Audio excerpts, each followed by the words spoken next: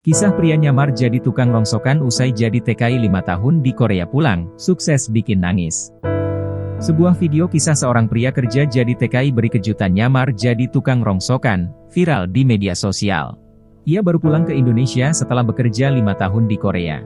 Video kisah pria yang kerja jadi TKI beri kejutan dengan nyamar tersebut viral dibagikan akun Instagram Info Kutimur, dikutip tribunjabar.id, Selasa, 30 Juli 2024.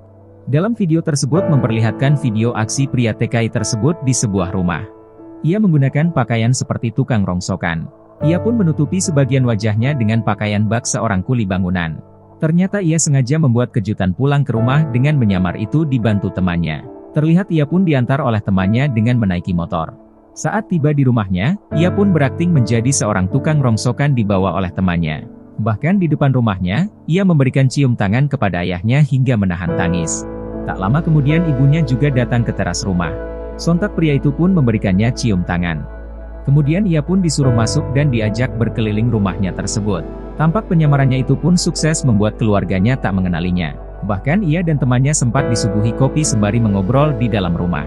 Karena sudah tak kuasa menahan tangis, akhirnya ia membuka penyamarannya tersebut. Saat baju di kepalanya dibuka, sontak sang ayah terkejut dan kakaknya terperanjat. Sementara itu pria itu juga langsung memeluk erat tubuh ayahnya tersebut sembari menangis haru. Sang ibu pun menghampiri sembari histeris dan memeluk anaknya yang jadi TKI di Korea tersebut. Download Tribun X sekarang, menghadirkan lokal menjadi Indonesia.